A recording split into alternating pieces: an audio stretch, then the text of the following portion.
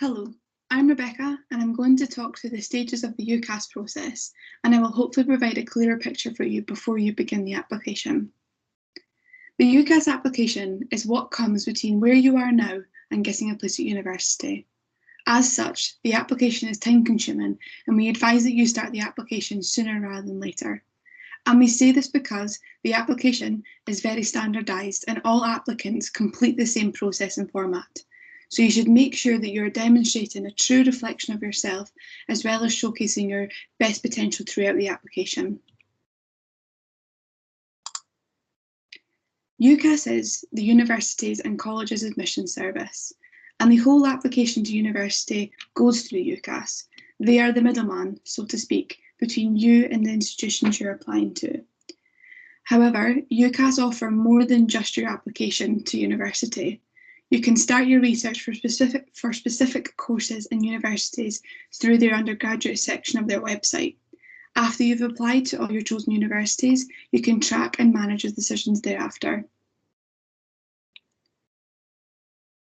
There is a UCAS deadline for everybody. It is standardised. It's the 15th of January 2021, but there will probably be a deadline within your institution. Do make sure you have taken note of this and have allocated yourself enough time in the incoming weeks and months to set aside for you to properly complete your application.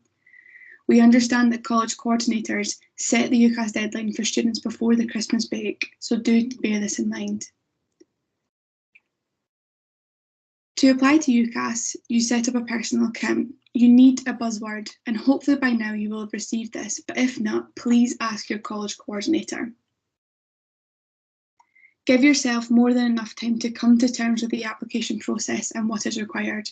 The UCAS application should not be done in a day or the days running up to your deadline. Therefore, allow time to gather a proper understanding of the application and what is required from you. You will more than likely need specific documents and qualification certificates, so please look these out before applying. We would even go as far as recommending that you put time in your schedule now for once or twice a week to start working on your applications consistently. The UCAS application could be quite difficult to get your head around, as there are many parts to it.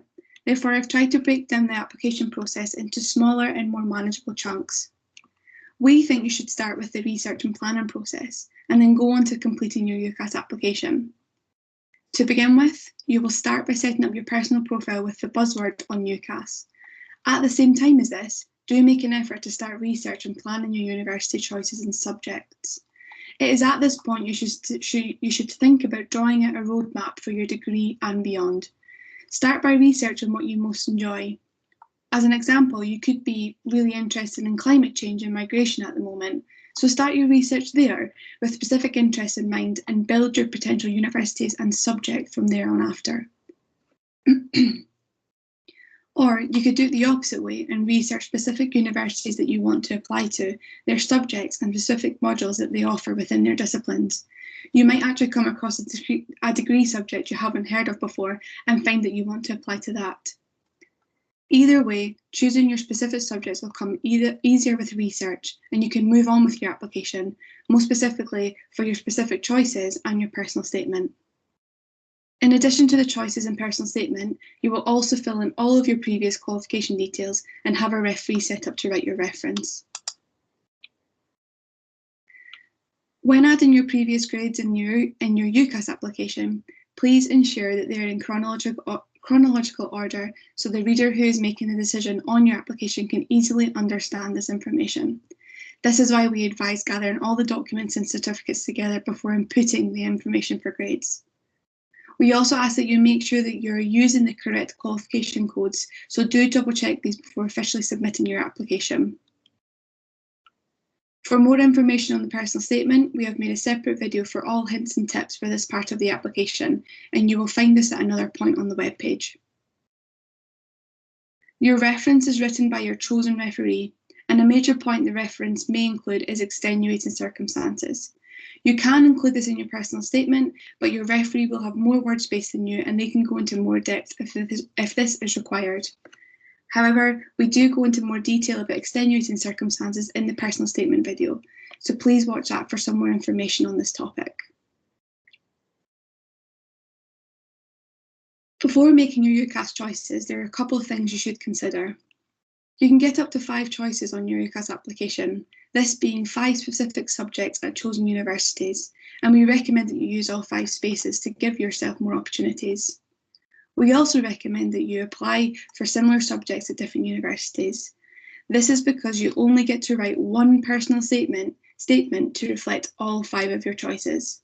For example, avoid applying to chemistry and history and physics in your 5 choices, because once you get to university, you may be able to take all 3 of these subjects in your first and second years, but for the purpose of the UCAS application, pick one avenue and make your application revolve around that.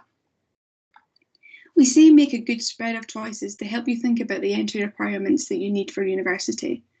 For example, think about applying to courses with a range of entry requirements, some high grades and some grades in the middle ground.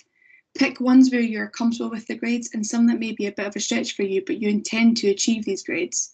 This way, you won't be setting your expectations extremely high and potentially setting yourself up for disappointment. If you are to defer your entry to university at all, use the last part of your personal statement to tell us why you would defer your entry to university and what you will be doing. We are actually interested in this, but again, we do speak about this more in depth in the personal statement video. The next slides are a little bit of information to give you a rough timeline of events following your submission to the UCAS, and this will give you a bit more detail on what happens behind the scenes upon your application being submitted. So once you get your buzzword from college and then go on to complete your application is then sent to your referee, where they will upload their reference and submit your full application to UCAS. Your college deadline will be much earlier than the official January deadline, so there is time for you to send your application to your referee, a reference to be uploaded, and the entire application being sent before January the 15th. Your application is then processed by UCAS and is sent to each university you have applied to. After this, the admissions officers from each university will receive your application and start reading through them.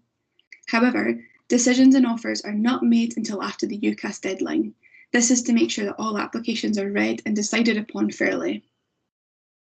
Once the university has made a decision on your application, UCAS is updated and you will be able to see the decision in the track section in your personal UCAS account. Upon receiving all your decisions from the universities, you may be asked to decide on a firm choice and an insurance choice. This will happen if you have received conditional offers only. You won't need to do this if you've received an unconditional offer, and you can notify UCAS what your first and second choice would be if you were to meet the conditions you've received.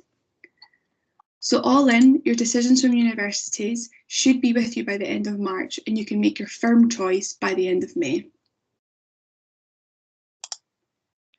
I know this was a quick pit stop tour of the UCAS application, but I hope that I have made the application ahead of you more understandable and now feel more manageable.